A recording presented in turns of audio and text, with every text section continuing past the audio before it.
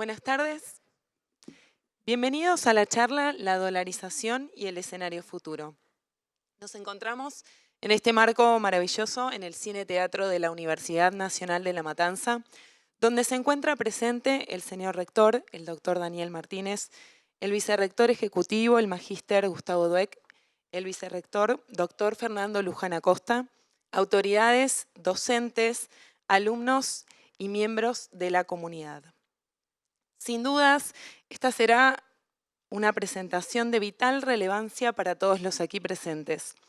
En el último tiempo, esta temática ha generado acaloradas discusiones en la opinión pública y tendremos la oportunidad de escuchar a un economista con reconocimiento nacional e internacional que nos compartirá su perspectiva sobre la dolarización basada en su sólida experiencia y también nos presentará su visión de futuro sobre la economía argentina.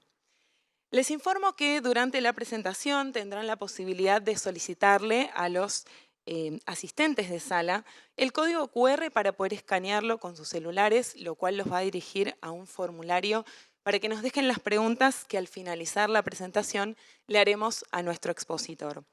Antes de comenzar, quiero compartirles algunos datos profesionales y académicos de nuestro invitado. Actualmente es secretario de Asuntos Estratégicos del Gobierno de la Ciudad de Buenos Aires. En 1994 fundó la Fundación Capital, entidad dedicada a la investigación económica y al diseño de políticas públicas, donde se desempeñó como economista jefe hasta el año 2001 y entre el año 2010 y el 2023 como director. Entre septiembre de 2004 y enero de 2010 se desempeñó como presidente del Banco Central de la República Argentina. En el ámbito académico se destaca como egresado de la Universidad de Harvard con un máster en administración y se especializó en finanzas y economía internacional. Se desempeñó como profesor de economía internacional en la Universidad Católica Argentina y fue director del máster in Central Banking Asia Business School. Su carrera se despliega en los sectores públicos y privados de la Argentina y desde diversos países y en organismos nacionales e internacionales. Entre otras posiciones, también se ha desempeñado como Senior Economic Advisor del Banco Mundial, miembro del Tribunal de Solución de Controversias de la OMC, secretario de Comercio y Relaciones Económicas Internacionales y presidente de la Comisión Nacional de Valores de la República Argentina. Es autor de varios libros, destacándose entre los más recientes Argentina Primero del año 2020. Ahora sí, con un fuerte aplauso, le damos la bienvenida a nuestro invitado, Martín Redrada. Muchas gracias. Muchas gracias. Muchas gracias. Muchas gracias. ¿Qué tal? Muy buenas noches a todos. Estimado rector, Daniel Martínez, autoridades, profesores, alumnos. Es un gusto para mí estar, y se mencionó, la verdad que demasiado largo todo lo que se mencionó. Creo que lo más importante es que como ustedes yo soy egresado de la universidad pública y es un orgullo poder compartir con ustedes en esta gran universidad que alberga a 75.000 alumnos y que nos da la posibilidad de hablar de futuro y de hablar del futuro de la Argentina.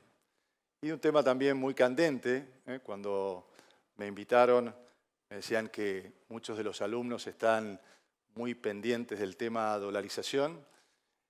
Yo quiero plantearme un objetivo muy simple, tratar de serles útil a todos ustedes en el pensamiento y en la toma de decisiones en términos de su futuro profesional. Para esto permítanme conversar o dividir mi charla esta tarde con ustedes en 3 bloques conceptuales. Primero, enmarcar en dónde está el mundo y cuáles son las oportunidades que tiene la Argentina. En segundo lugar, hablar de la coyuntura económica que tenemos, las soluciones hacia adelante, y allí vamos a hablar de la alternativa de dolarización y luego, por supuesto, dejarlo abierto a las preguntas de todos y cada uno de ustedes.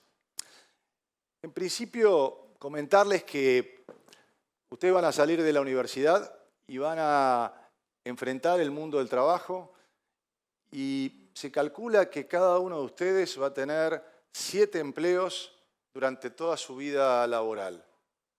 4 de esos empleos no conocemos la forma que va a tener. Con lo cual, si hay 2 variables con las cuales van a tener que tutearse permanentemente, es la incertidumbre y el cambio, y la necesidad de reinventarnos permanentemente. Eso va a ser una de las claves, a mi juicio, de por dónde va a transitar el mundo, un mundo que plantea una cantidad de incertidumbres como nunca antes la habíamos visto en nuestra historia. Permítame entonces marcar en cuáles son las tendencias que yo observo en el mundo y sobre todo que tienen un impacto sobre la Argentina. En principio hemos dejado ese mundo unipolar donde había una sola potencia, donde se hablaba de que la globalización era el fin de un proceso histórico.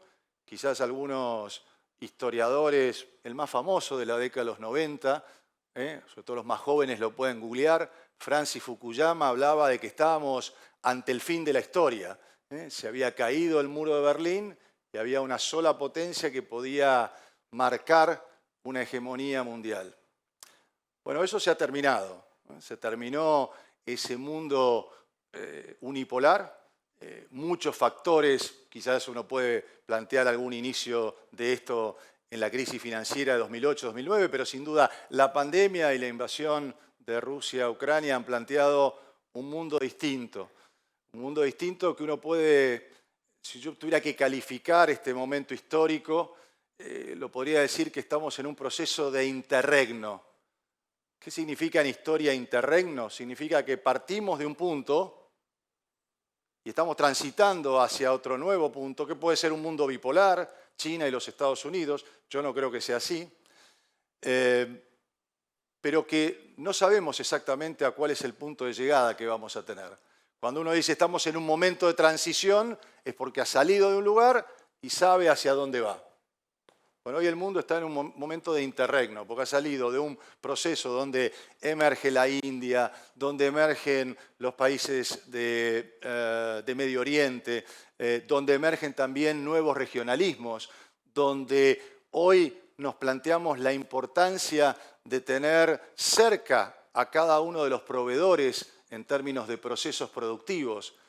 Hoy se privilegia no tanto tener al proveedor de menor costo, sino tener al proveedor más cercano y más seguro. Me estoy refiriendo a aquellas empresas multinacionales que hacen autos, que hacen procesos químicos, que hacen papel, que hacen productos farmacéuticos. Es decir, la pandemia y la guerra lo que han creado es la necesidad de repensar los regionalismos y en particular una nueva mirada aquí hacia nuestra América del Sur y hacia la relación con Brasil.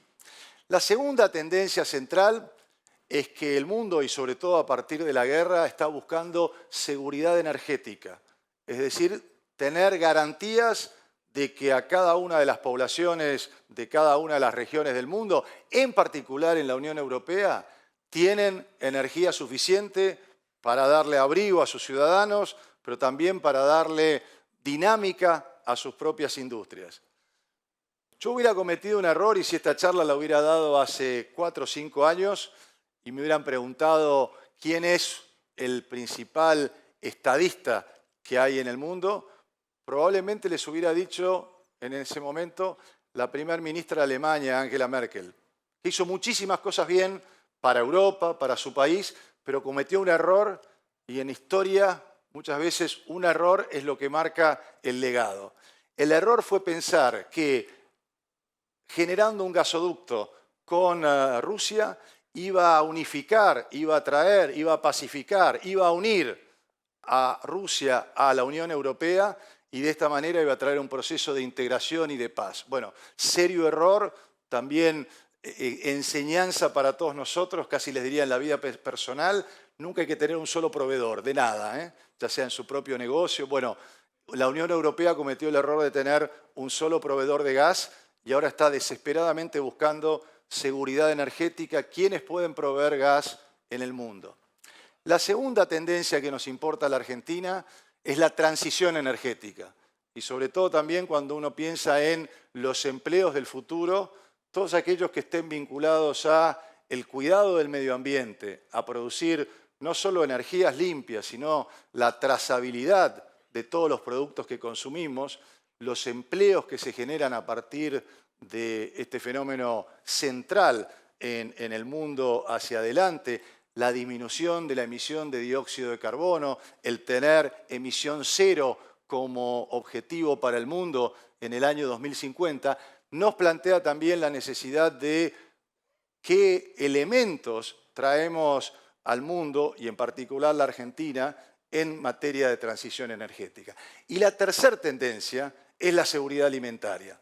Al mundo le están faltando alimentos, hay problemas de hambruna en distintos sectores del mundo, pero en particular en África, y Argentina claramente en materia de seguridad alimentaria son los tres elementos cuando uno se pregunta cómo se presenta hoy Argentina, dónde están las oportunidades de Argentina en el mundo, son en estas cuatro, les diría. Primero, en el nuevo regionalismo, en cómo planteamos nuestra región de América del Sur plantada frente al mundo y qué puede proveer al mundo en materia no solamente económica, sino de seguridad, de defensa, en materia de lucha contra el narcotráfico, contra el terrorismo, es decir, contra los problemas de terrorismo que no se dan de manera tradicional, sino otro elemento central en el mundo es la ciberseguridad y qué elementos podemos traer de protección a nuestra región para ataques que hoy se dan en ese campo. La seguridad alimentaria, Argentina tiene la capacidad de proveer alimentos al mundo. La seguridad energética, con lo que hoy produce y empieza a producir Vaca Muerta, y la transición energética a través del litio, el cobre y campos eólicos, campos solares, que puedan proveer energías no solo para la Argentina, sino también para el mundo. Ahí están las tres o cuatro oportunidades o cuatro megatendencias. ¿En qué nos encuentra en este momento en la Argentina frente a esa, nuevamente, y a ustedes les va a tocar, y cuando uno relee, Argentina ha sido un país de oportunidades, lamentablemente oportunidades perdidas? Bueno, nuevamente el tren de la historia pasa por el andén de la Argentina y están estas oportunidades que Argentina tiene la capacidad y tiene la necesidad de aprovechar, sobre todo en un contexto de lo dramático que tiene la situación de nuestro país en este momento. Los niveles de pobreza, los niveles de indigencia, los niveles de desigualdad, que muchas veces no se señalan, las diferencias entre los que más ganan y los que menos ganan, es la mayor diferencia que tenemos hoy en la historia, con lo cual problemas realmente muy complejos para poder atacar esta nueva realidad. Decimos que partimos de una situación extremadamente difícil y que me lleva a lo que es un metro cuadrado de mucho confort para quien les habla, que es básicamente la política monetaria, la política cambiaria en el corto plazo, y que me lleva al tema que me decían cuando me hicieron esta gentil invitación que les interesaba a muchos de ustedes, los estudiantes, no solo de ciencias económicas, sino de toda la universidad, si la dolarización es una de las soluciones que tiene, porque realmente no solo hay que, para diagnóstico de los problemas, ustedes los ven todos los días. Yo vengo aquí a plantearles no solo las oportunidades que veo en el mundo, sino soluciones específicas para la Argentina. Porque si no estamos enfermos de diagnostiquitis, de generar diagnóstico, y para eso necesitamos una catarata de psicólogos. Yo creo que lo importante, aquellos que tenemos una visión de hacedores de políticas públicas, es poder dar soluciones concretas para la Argentina de hoy. Entonces, ¿qué significa la dolarización? Bueno, hay varias maneras de dolarizar. Quizás la manera más simple o tradicional es tomar la cantidad de pesos que hay en la economía y tomar la cantidad de dólares que hay en el Banco Central y hacer una ley por la cual a partir del 10 de diciembre todos los argentinos podemos ir a nuestros bancos a cambiar los pesos por dólares. Entonces uno se tiene que preguntar cuántos pesos están circulando en la economía y cuántos dólares hay en el Banco Central. Bueno, eso que sería una dolarización clásica, es imposible hacerlo ahora. Porque cuando uno mira cuánto es la cantidad de pesos que hay en circulación, casi 6 billones de pesos, 6 millones de millones. ¿Cuántos dólares hay en el Banco Central? Hay reservas netas negativas. El número de cuánto tengo y cuánto debo, en términos de dólares, da menos 5.000. Con lo cual, digamos, la posibilidad de dolarizar en el corto plazo, en una estructura tradicional, ahora hay muchas formas de dolarizar también. Ahora bien, la pregunta es, ¿dónde está el principal problema en materia de inflación? Porque la idea de dolarizar es, y está, en este sentido está correcto, es quiero sacarle a los políticos la posibilidad de utilizar el Banco Central para financiarse y para generar déficit fiscal. Ahora, el problema es el mal gasto, y lo hemos visto lamentablemente con muchos malos ejemplos en los últimos días, el mal gasto del sector público, el tener algo básico que es un sector público que gasta más de lo que ingresa y que se financia con emisión monetaria. Argentina se ha quedado, y esto también marca un punto de inflexión, al revés de 2015 o del 2010, se ha quedado sin crédito. Para decirlo muy claramente, no hay un mango en ningún lado. Esto lo que genera es, fíjense que la única forma de financiar al sector público es con papelitos naranjas y un billete de 1.000 pesos, el de mayor denominación es $1, hoy en el mercado libre de cambios. Con lo cual, seguir financiándose de esta manera, el problema es cómo se está financiando el sector público, no la consecuencia. También a los estudiantes de economía les digo que cuando piensen en la política económica, no hay atajos para resolver los problemas concretos. No hay soluciones con un solo instrumento, sobre todo cuando hay una complejidad de factores como los que acabo de plantear. No hay un solo instrumento que pueda resolver los problemas. Hay que ir a las causas. Y las causas son específicamente un sector público que se está financiando con emisión monetaria.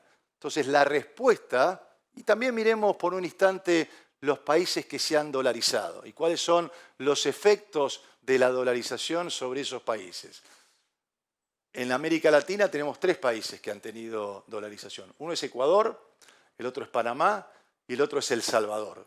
¿Cuáles son las características que unen a esos 3 países? Producen una sola cosa. Son monoproductores, no tienen una economía diversificada. Argentina hoy tiene una industria que alberga a 1.200.000 trabajadores, una industria muy diversificada, desde industria automotriz, una industria farmacéutica, una industria química, una industria petroquímica, petrolera, gasífera. Con lo cual, digamos, una estructura productiva. Eso también es muy importante porque muchos hacedores de políticas públicas miran el sector financiero y no miran el sector real. Y es clave en esto, yo también insisto, hay que tener una mirada integral de los procesos de políticas económicas y sociales.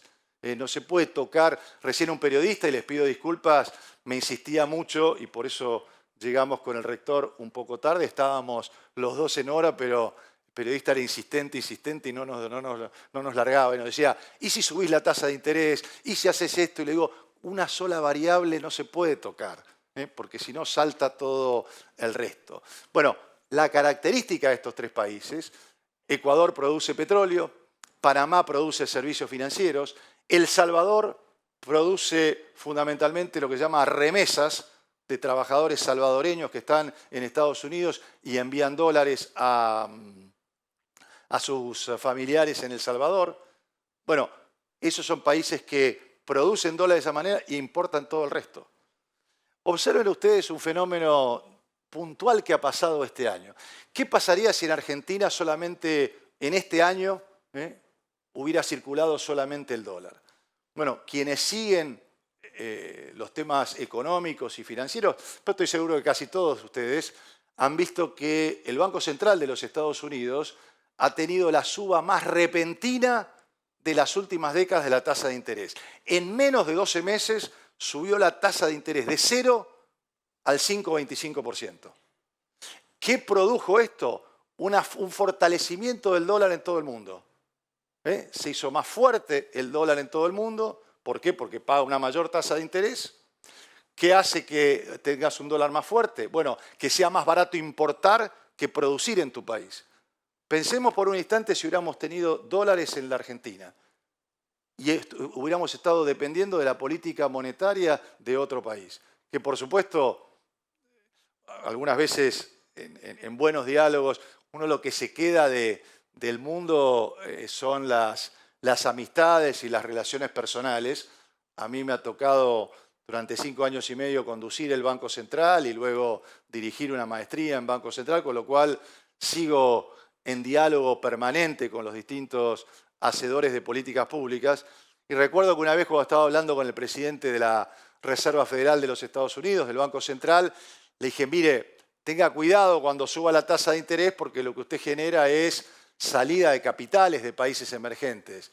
Me dice, mira Martín, yo cuando hago política, la mejor política monetaria que puedo hacer para el mundo es hacer la mejor política monetaria de los Estados Unidos.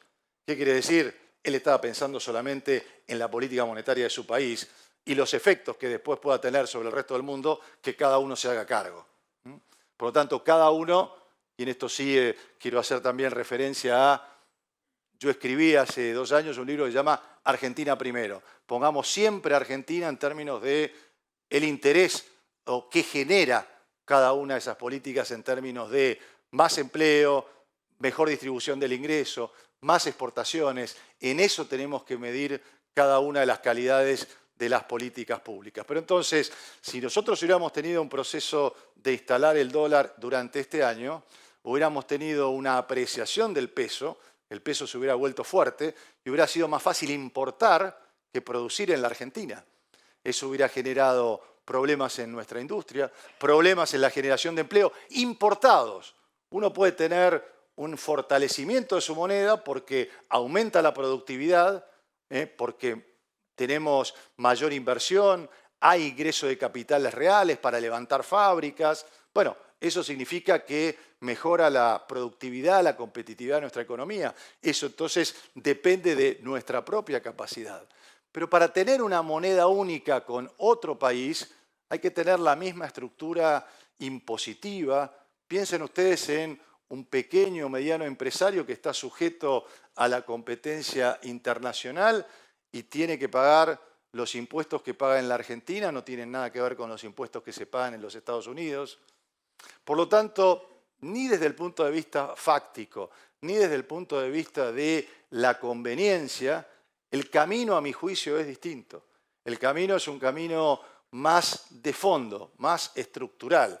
Argentina debe plantear el próximo 10 de diciembre un shock de leyes, en donde el presidente o la presidenta electa le plantea al Congreso la gravedad de los problemas que tiene hoy la Argentina y no hay tiempo, no hay crédito hoy en la Argentina como para poder pensar en lo que se llama habitualmente una luna de miel. Aquí hay que plantear con crudeza los problemas que tiene la Argentina, el poco margen de maniobra. Hoy me entrevistaba una periodista brasileña y me decía cuál es la diferencia que hay en el 2015.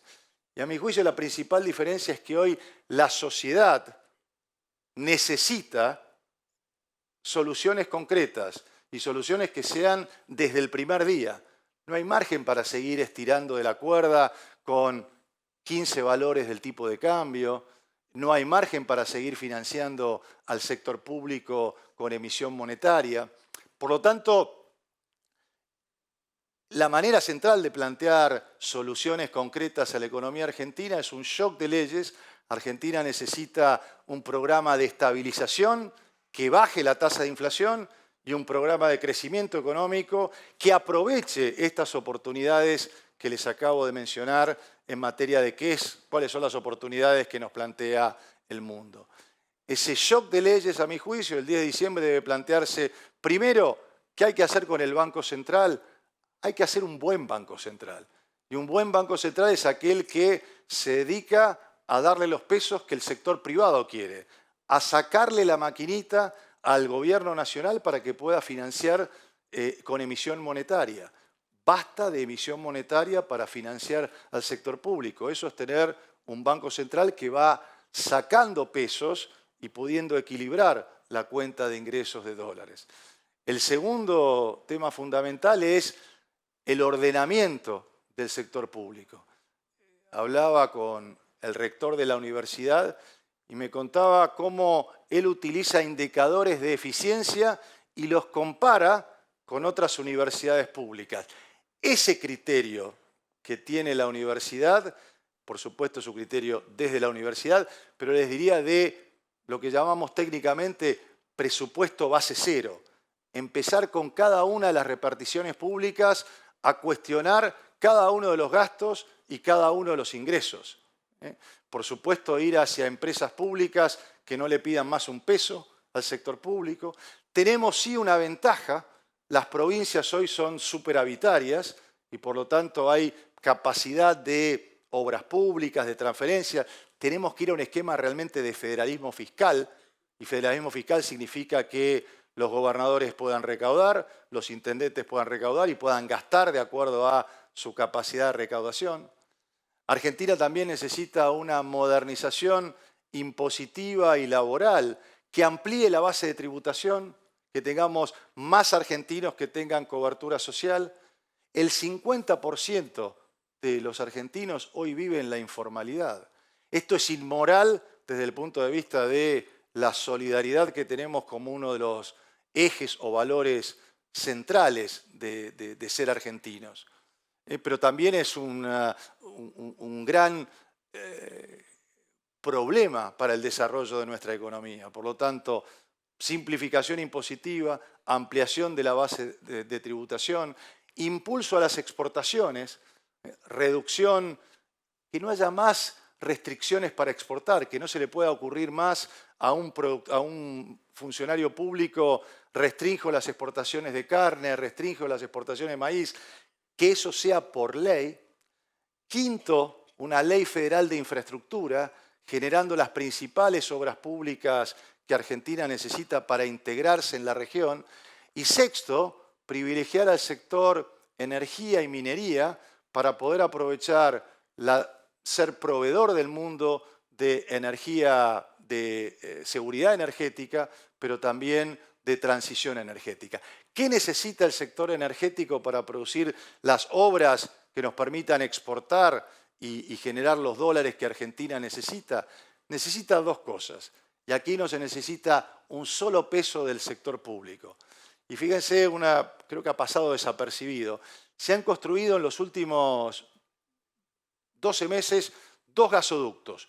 Uno con dinero público, que costó casi 1.700 millones de dólares, y otro absolutamente con dinero privado. Uno es un gasoducto, que va desde Vaca Muerta hasta Saliqueló, y el otro es un oleoducto, que se llama Oldeval, que hicieron todos privados. Por supuesto, lo que le han dado a los privados es la posibilidad de, ese oleoducto va desde Vaca Muerta hasta Bahía Blanca y nos permite empezar a exportar petróleo. ¿Qué le dimos a ese sector privado? Bueno, la posibilidad de explotar ese oleoducto y no puso un peso el sector público. ¿Qué le tenemos que dar al sector privado? Condiciones. Las condiciones por ley, para que nadie venga y las cambie, significan que dos cosas fundamentales. Primero, generar tratados internacionales con otros países a los cuales le querramos vender gas o petróleo o minerales. La Constitución del 94 lo que permite es que un tratado internacional aprobado por el Congreso tiene un estatus jurídico igual que la Constitución.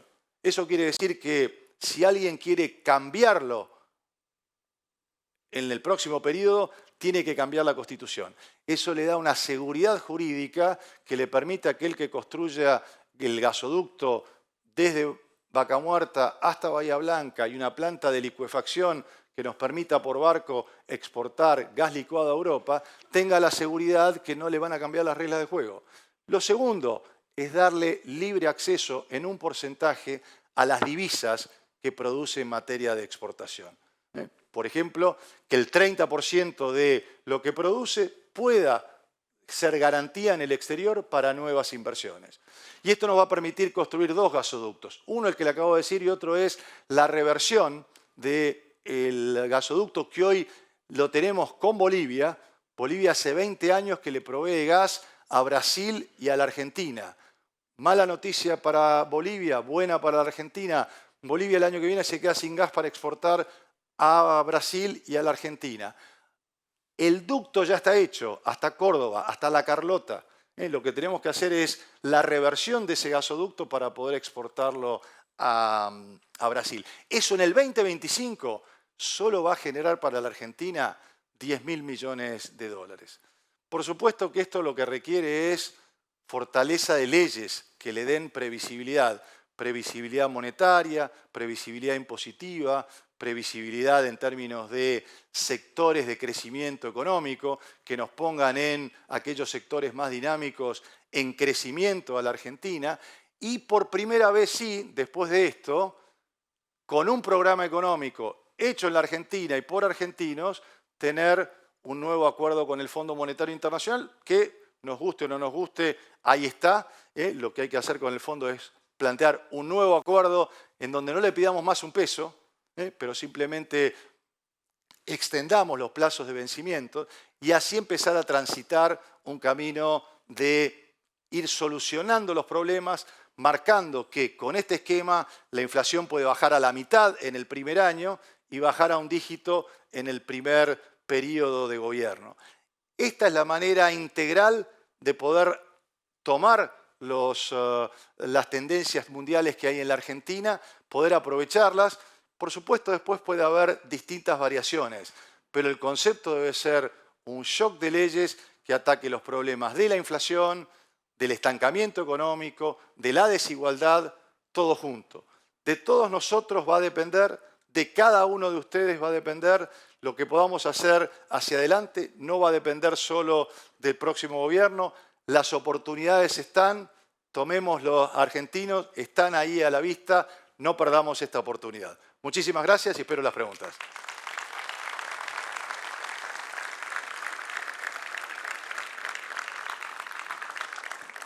Perfecto. Bueno, Martín, muchas gracias por la exposición. Hemos estado recabando algunas preguntas a lo largo de tu presentación, así que veremos cómo las puedes ir respondiendo. La primera pregunta que hicieron es, en una economía que exporta commodities, ¿puede la dolarización conducir a un proceso de primarización de la economía? Bueno, sí, precisamente, ¿no? Yo les decía, bueno, no solo exportamos commodities, ¿no? No seamos tan simplistas, ¿no? Cuando vayamos a los números, ¿no? Ustedes saben que las exportaciones se dividen en 4 grandes rubros. PP, productos primarios, MOA, manufacturas de origen agropecuario, MOI, manufacturas de origen industrial y combustibles. Son los 4 grandes rubros, ¿no? Si uno mira estrictamente productos primarios, es decir, que no tienen elaboración, estamos en un 25% del total de la economía. La economía argentina obviamente necesita y puede tener mayor grado de desarrollo. En particular, la economía argentina tiene 2 ejes ganadores: el capital humano y los recursos naturales que tiene Argentina. Cuando ponemos las 2 cosas en juego, Argentina juega en primera. Lo vemos en biotecnología, lo vemos en genética animal, lo vemos en distintos grados donde ponemos la investigación aplicada, los cambios que ha tenido, los avances que ha tenido nuestra agricultura, el proceso de siembra directa, que es un proceso hecho aquí. Un tema que, y perdón que ahora hago la aclaración, tomando en temas también en términos de los empleos futuros, la medición de la huella de carbono. Argentina es de los países que produce, somos un acreedor medioambiental. Esto lo digo sobre todo para aquellos que están mirando a empleos hacia el futuro. Argentina es, a diferencia de Brasil, que tiene la Amazonia, es acreedor medioambiental. Esto significa que absorbemos más dióxido de carbono del que producimos. El maíz argentino es el que tiene la menor huella de carbono del mundo. Está solamente, y otro incentivo para ustedes, es central que podamos darle medición internacional a la huella de carbono en el mundo, que podamos medirlo, que podamos presentarnos en el mundo con un diferencial con respecto al maíz que se produce en la Unión Europea o en los Estados Unidos o en Australia. Con lo cual, me fui por las ramas, perdónenme, pero a mí siempre me gusta ir hilando conceptos y además improvisar. Sin duda que si nosotros tuviéramos un proceso dolarizador, lo que haríamos es depender solamente como Ecuador del petróleo, del gas, del trigo, de los precios internacionales y no tanto, obviamente, de la industria. La industria estaría expuesta a la apreciación, como les decía hace un instante. ¿Qué hubiera pasado con la industria argentina si durante este año se hubiera apreciado el peso? Hubiera sido mucho más fácil importar, hubiera sido un incentivo para importar. Así que sin duda la dolarización es algo que puede llevar a una mayor primarización de la economía, teniendo una economía diversificada. MOA son manufacturas de origen agropecuario, alimentos, por ejemplo, donde hay valor agregado. Y por supuesto, entonces, si los fideos argentinos se vuelven más caros, y bueno, vamos a terminar importando fideos de Italia, si estamos atados al dólar. Esos son los fenómenos que entonces sí nos pueden llevar a una primarización. Es otro factor de, digamos, uno puede tener, y a los que están sobre todo en la carrera de economía, les recomiendo un paper. Siempre uno se basa en temas también teóricos. ¿Quién es el padre del euro? Un economista que tuve la suerte de conocer, Robert Mundell, fue premio Nobel de Economía, escribió un trabajo que se llama, obviamente lo pueden googlear y está también resumido, Áreas monetarias óptimas. Él es el padre del euro, y lo que marca es que para tener una sola moneda tenés que tener el mismo campo de juego nivelado. Esto significa las mismas regulaciones, los mismos impuestos, hoy en día las mismas normas medioambientales, porque eso marca el ecosistema para poder desarrollar empleo y para poder desarrollar industrias y servicios en nuestros países. Con lo cual, digamos, ahí también marca qué países pueden adoptar una moneda única y qué países no. Bien, qué interesante la perspectiva medioambiental también. Muchas veces en el desarrollo de la economía queda como un poco relegada, ¿no? Esta perspectiva, así que gracias también por Y sé introducir que la esa universidad cuestión. le pone un gran énfasis al tema Sí. medioambiental, así que ahí tienen también un eje de trabajo central y un eje de generación de los nuevos empleos que vienen hacia el futuro. Bien. Bueno, seguimos. Otra de las consultas que hicieron es ¿cómo afecta la dolarización a la productividad de la industria? Bueno, estamos pendientes de la política monetaria de otro país, con lo cual, digamos, debiéramos pedirle a aquel que quiere dolarizar que la industria argentina tenga el mismo nivel de impuestos, el mismo nivel de impuesto a las ganancias, el mismo impuesto. Ustedes saben que en los Estados Unidos hay un esquema de impuesto a las ventas, no hay un esquema de impuesto al valor agregado, estado por estado, con lo cual generaría muchísima desigualdad y muchísimo desequilibrio para la industria argentina. Yo siempre digo, me gusta la competencia, pero nivélenme el campo de juego. Yo no puedo jugar con el campo de juego inclinado.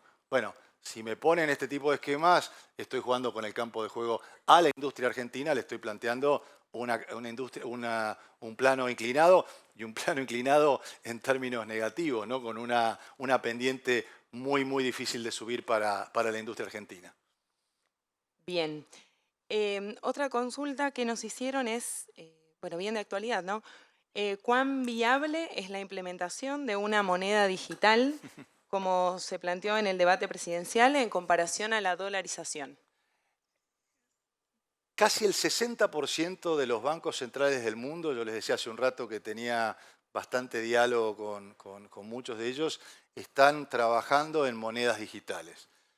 Ahora, yo estoy convencido que vamos hacia la convivencia, en principio, de monedas digitales con monedas en papel. Probablemente en 20 o 30 años sí tengamos solamente monedas digitales. Ahora, la clave de una moneda digital es tener un buen banco central. No hay, digamos, el instrumento es la moneda, pero lo que lo respalda es la política monetaria, la solidez de la política monetaria. Si seguimos financiando al sector público, emitiendo ya sea pesos digitales o pesos físicos, vamos a estar cayendo en la misma trampa. Con lo cual, bienvenido el peso digital, bienvenido el generar instrumentos de inclusión social que permiten también transparentar, generar una menor economía informal, pero claramente no es la solución para los problemas de la Argentina. Bien.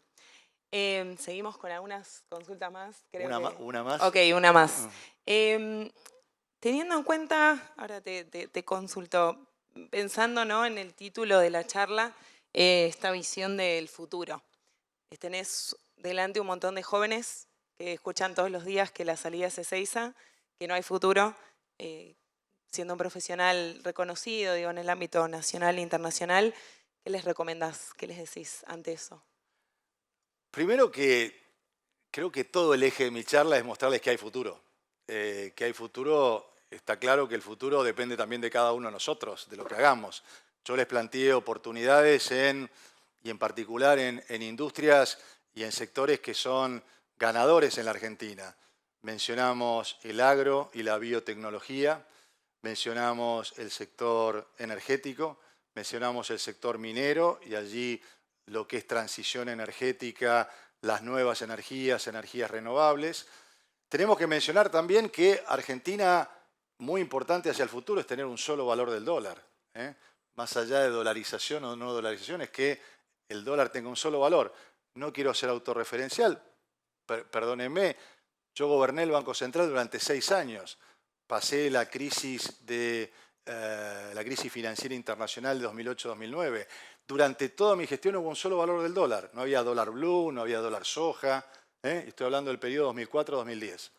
Y vivimos momentos de muchísima tensión y muchísima salida de capitales. Nunca tuvimos, con lo cual, uno de los temas que siempre les planteo a los jóvenes es programación.